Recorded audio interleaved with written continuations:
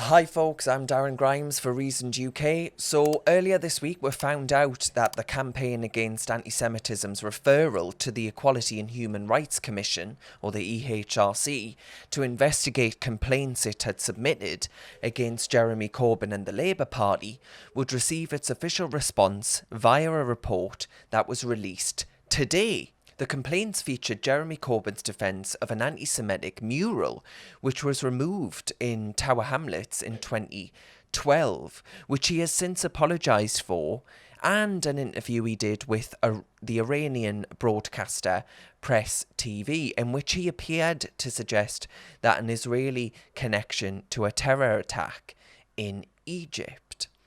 Now, following further submissions by the Jewish Labour movement, in May last year, the EHRC launched a statutory inquiry into whether the party had unlawfully discriminated against Jews. Now, ahead of the report, the Shadow Health Secretary, John Ashworth, who famously was recorded arguing that the civil service would have to move quickly to safeguard national security from Jeremy Corbyn, his boss, he argued that this was Labour's most shameful moment in history. Yeah, John, it was so bloody shameful that you didn't resign over your national security concerns or the Labour Party's shameful record on dealing with anti-Semitism. Talk about principle. Now, the Commission in its report found that the party committed unlawful acts of harassment and discrimination. And the report, commissioned in May 2019, found that the party broke the law up until August 2020 by failing to act on political interference in the complaints process, training for party staff and members on anti-Semitism, and harassment. The EHRC report found that Jeremy Corbyn's office directly interfered in a complaint against his support for an anti-Semitic mural.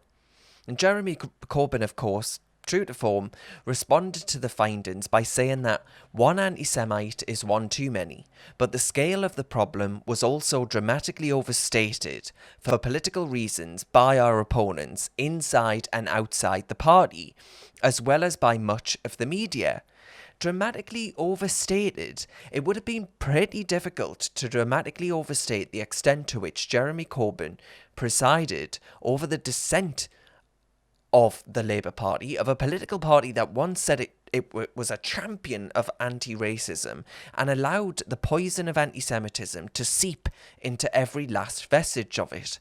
And, once that Corbyn statement was in, the Tories called for him to resign, to lose his whip, as well as the hard-left pro-Corbyn members of the Labour Party and Momentum attacking Keir Starmer.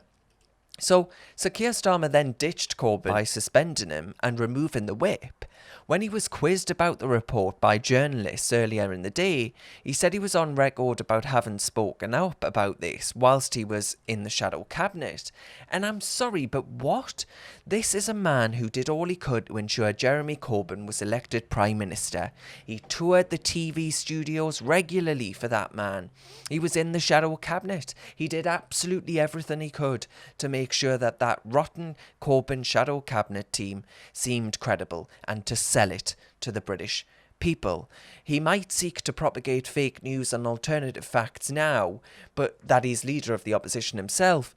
But I'm afraid it absolutely won't wash. Sir Keir Starmer and other members of the shadow cabinet stood by and watched as Jewish female Labour MPs felt bullied out of that party, and they did absolutely nothing.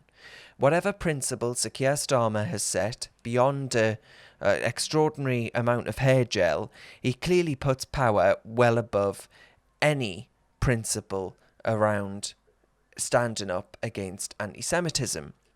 I'd also urge all of you not to forget that above all others, Sir Keir Starmer exemplifies the Labour Party's arrogant assault on our vote for Brexit, the biggest, let's not forget, for anyone or anything. He was the architect of Labour's second referendum policy. And at the shadow cabinet table, he was the party's Brexit spokesperson and out and about in the TV studios. And he did all he could to work with others to overturn the vote that we plebs cast in 2016. He might now seek to ignore Brexit and hope we all forget about his stance, but folks, his party allowed that poison of anti-Semitism to run riot as well, and his revisionist stance on Brexit, we absolutely must not forget. We now know all about Sir Keir Starmer and his bid for the top job and everything that he wants us now to forget, and we absolutely mustn't. I'm Darren Grimes for Reasoned UK.